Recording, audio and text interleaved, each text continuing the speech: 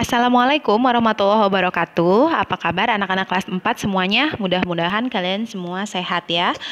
Hari ini kita kembali lagi belajar bahasa Indonesia setelah kemarin kita belajar tentang apa itu puisi, kemudian ciri-cirinya, kemudian rima puisi. Jadi kita kemarin sudah cukup membahas perkenalan tentang puisi. Nah, hari ini apa aja sih yang mau Ibu bahas? Kalian bisa lihat, kita lanjut slide selanjutnya. Nah, yang pertama kita akan membahas tentang apa yang harus dilakukan sebelum membuat puisi. Jadi tema pembelajaran hari ini itu membuat puisi ya. Nah, yang pertama apa yang harus dilakukan sebelum membuat puisi. Yang kedua menentukan pilihan kata dalam membuat puisi. Dan yang ketiga langkah-langkah membuat puisi. Oke, lanjut. Nah, sebelum ke materi inti, ketahuilah ya teman-teman bahwa puisi itu merupakan salah satu cara untuk mengungkapkan perasaan, inspirasi, imajinasi seseorang atau ide yang didapat saat menulis puisi dapat ditemukan dari pengalaman pribadi, pengalaman orang lain, bahkan melihat beberapa kejadian dalam kehidupan sehari-hari. Tuangkan apa yang kalian rasa melalui kata-kata indah. Jangan takut salah ya saat membuat puisi, karena tidak ada yang salah saat belajar puisi. Jadi sebelum kita ke materi, teman-teman harus ketahui itu dulu, bahwa kalau buat puisi itu nggak usah takut salah, karena tidak ada yang salah saat belajar puisi, selagi kata-kata dalam puisi kita itu positif. Gitu. Kenapa sih Bu nggak ada yang salah saat belajar puisi? Karena puisi itu merupakan karya indah atau imajinasi inspirasi seseorang. Sedangkan imajinasi dan inspirasi antara orang yang satu dengan orang yang lain berbeda. Contohnya, Ael membuat puisi tentang ibu, kemudian Izam juga sama membuat puisi tentang ibu juga. Nah, itu pasti isinya berbeda karena yang pertama kan inspirasinya juga beda, imajinasinya juga antara orang yang satu dan orang yang lain itu berbeda. Oke, kita lanjut ke slide berikutnya. Nah, apa yang harus kalian lakukan sebelum membuat puisi? Yang pertama tentunya kalian harus menentukan temanya dulu. Nah, tema itu adalah topik utama, tapi tema itu bukan judul ya teman-teman. Jadi teman-teman jangan terbalik nih. Kalau tema itu bukan judul. Kalau misalnya teman-teman lihat puisi, itu kan suka ada judul di atasnya, kemudian di bawahnya karya siapa. Nah, itu namanya judul teman-teman. Bukan tema. Tema itu merupakan topik utama dari keseluruhan puisi. Gitu. Jadi kalau ditanya tema, jangan jawab judul. Juga kalau ditanya judul, jangan jawab tema. Tema puisi itu macam-macam, bisa juga temanya pengorbanan, atau misalnya temanya tentang moral itu tentang perilaku manusia ya, sosial, atau tentang agama, itu masuknya ke tema. Biasanya tema hanya 1-2 kata aja. Kalau judul kan bebas ya, ada yang panjang, ada yang pendek gitu. Jadi yang teman-teman harus tahu dulu bahwa tema itu bukan judul. Dan sebelum kita menulis puisi, kita harus tahu dulu tema puisi yang kita mau buat itu temanya apa. Yang kedua adalah melakukan observasi. Oke, teman-teman. Sebetulnya materi ini ada di Bu Pena di subtema 2, cuman Ibu rangkum di sini ya, rangkum di slide ini. Nanti teman-teman bisa belajar dari sini. Melakukan observasi. Observasi itu adalah pengamatan yang berguna untuk mengembangkan imajinasi atau khayalan. Contoh, kalau teman-teman nih ingin membuat sebuah karya sastra, entah itu puisi, entah itu novel, yang di dalamnya terdapat beberapa hal yang teman-teman belum tahu. Contoh, teman-teman mau buat puisi tentang kebudayaan, misalnya kebudayaan suku apa misalnya.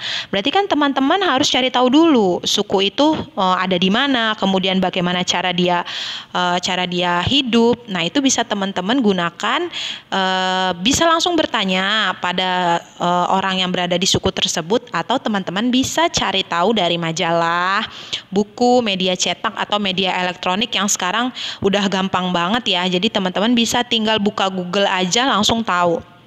Atau simpelnya begini deh, teman-teman tuh pengen buat puisi tentang ibu misalnya ya, teman-teman mau buat puisi tentang ibu.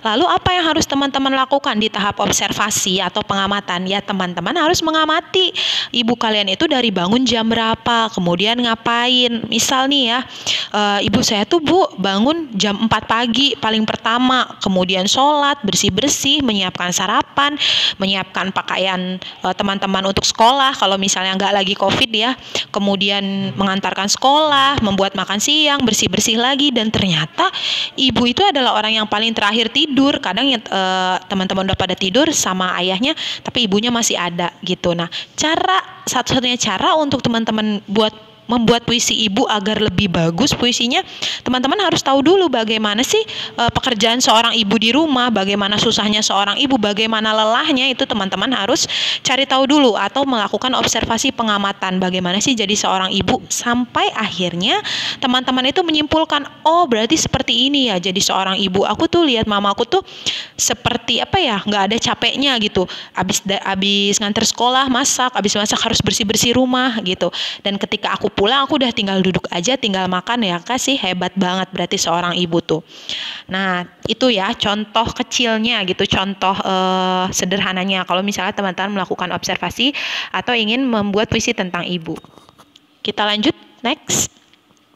Ya, slide selanjutnya, menentukan pilihan kata dalam puisi. Tentu saja dalam puisi itu kita harus memilih kata-kata atau kalimat-kalimat yang indah gitu. Jadi kalau bisa kayak misalnya kalian mau mengibaratkan ibu itu adalah sosok wanita paling cantik menurut teman-teman. Nah, teman-teman bisa tuh tulis bahwa ibu itu misalnya seperti bunga yang merekah, atau ibaratkan ibu kalian itu seperti mentari yang menyinari kalian, artinya selalu ada saat kalian jatuh, saat kalian bahagia, ibu itu selalu ada. Dan ya kalian bisa ibaratkan ibu kalian atau objek tema puisi kalian itu dengan hal-hal yang indah gitu teman-teman. Jadi kalau membuat puisi itu sebenarnya kalian nggak perlu harus mikirin gimana sih puisi kita tuh bakal dinilai oke, bakal dinilai hebat oleh orang lain. Kenapa? Karena pada dasarnya semua puisi itu indah. Misal Ael buat puisi tentang ibu, kemudian Gazi membuat puisi tentang pantai, sama-sama indah karena mereka punya imajinasi yang berbeda gitu. Meskipun kamu sama temen kamu itu sama temanya, sama-sama tentang ibu, tetap aja pasti imajinasinya itu berbeda. Jadi ibu ingatkan lagi, jangan takut untuk membuat puisi, karena puisi itu merupakan inspirasi imajinasi teman-teman sendiri gitu. Oke. Lanjut, di sini ada yang harus diperhatikan dalam memilih kata. Jadi kalau teman-teman nanti membuat puisi, perhatikan hal-hal ini ya sebelum membuat puisi. Yang pertama, gunakan kata yang positif, teman-teman. Jadi gunakan kata-kata yang baik ya. Yang kedua, gunakan kata-kata atau ungkapan pujian yang indah. Misalnya, kalian bisa memuji ibu kalian seperti tadi yang ibu bilang, misalnya ibu seperti mentari yang terus menyinari jiwa dan ragaku setiap hari. Misal, kan keren tuh. Jadi harus diselipkan kata-kata pujian dan indah. Jadi perumpamaan juga teman-teman bisa masukkan di situ. Atau Chelsea nih, misalnya Bu, aku mau perumpamaannya ibuku itu adalah setangkai bunga mawar, ya nggak bisa juga kayak gitu. Misalnya ibu tuh aku ibaratin seperti setangkai bunga mawar yang indah, merekah gitu kan, dan selalu tersenyum apapun keadaannya. Nah itu juga bisa kalian masukin. Kemudian yang ketiga, gunakan kata-kata yang santun ya. Jadi hindari kata-kata yang kurang sopan saat menulis puisi. Yang ketiga, hindari kata yang bersifat mengejek atau menghina. Yang keempat, gunakan kata yang memiliki kemiripan bunyi akhir. Keluh, kesah, canda, tawa. Nah itu bagus ya, keluh, kesah, canda, tawa, atau kasih, sayang, cinta, kasih. Nah itu bisa kalian gunakan. Dan yang terakhir, gunakan perumpamaan seperti yang tadi ibu bilang, umpamakan ibu kalian seperti bunga mawar, seperti mentari, atau misalnya topiknya ayah kalian umpamakan seperti apa ya, misalnya seperti orang yang benar-benar kuat gitu, setegar baja gitu kan, itu bisa juga kalian pakai perumpamaan.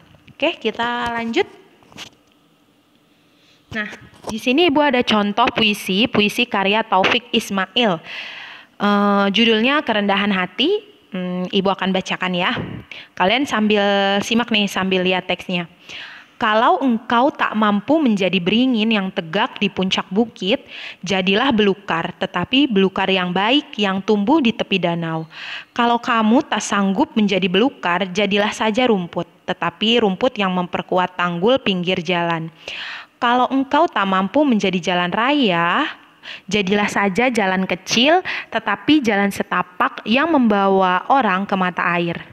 Tidaklah semua menjadi kapten, tentu harus ada awak kapalnya. Bukan besar kecilnya tugas yang menjadikan tinggi rendahnya nilai dirimu, jadilah saja dirimu.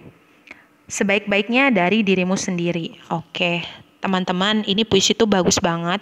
Puisi Kerendahan Hati karya Taufik Ismail ini coba kita lihat, ada berapa bait?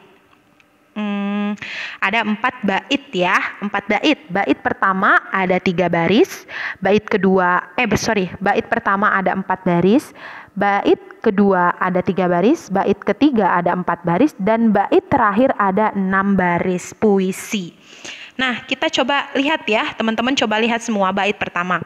Kalau engkau tak mampu menjadi beringin yang tegak. Nah, beringin ini adalah perumpamaan. Teman-teman tahulah pohon beringin itu kan tinggi, besar. Kemudian pohon beringin itu biasanya kalau kita duduk di bawah pohon beringin itu adem gitu ya, menyejukkan, tidak seperti di bawah pohon-pohon yang pendek lainnya gitu. Jadi di sini diumpamakan sebagai beringin. Kalau kamu tak mampu menjadi beringin yang tegak di puncak bukit, jadilah belukar, tetapi belukar yang baik gitu. Sebetulnya yang tumbuh di tepi danau. Jadi puisi ini tuh menceritakan bahwa kita itu tidak perlu harus jadi orang yang terkenal. Misal tidak harus kita jadi artis, tidak harus kita jadi presiden, tidak dulu harus menunggu kita jadi bupati gitu ya. Tapi kita cukup jadi diri kita sendiri, lakukan yang terbaik, karena penilaian sebaik-baiknya orang itu yang bermanfaat bagi orang lain, teman-teman gitu. Yang bait kedua, kalau kamu tak sanggup jadi belukar, jadilah saja rumput, tetapi rumput yang memperkuat tanggul pinggir jalan. Jadi kalau kamu juga nggak bisa nih jadi belukar, jadi aja rumput tapi yang baik gitu. Nah, sama yang terakhir juga, tidak semua menjadi kapten, nggak bisa semua orang jadi presiden, nggak bisa semua orang jadi terkenal gitu ya kayak raya, tapi cukup kamu jadi diri sendiri, sebaik-baiknya diri kamu sendiri gitu. Nah, di sampingnya ada tuh puisi ini menceritakan kehidupan yang baik untuk seorang, yaitu menjadi pribadi yang rendah hati dan dalam hidupnya bisa selalu bermanfaat bagi orang lain dan selalu menjadi diri sendiri. Jadilah manusia yang memiliki kerendahan hati, karena karakter rendah hati justru akan ditinggikan. Dan sebaliknya, kalau kita terus menyombongkan diri sendiri dan selalu merasa diri kitalah yang paling baik, maka justru kita akan direndahkan. Oke, lanjut.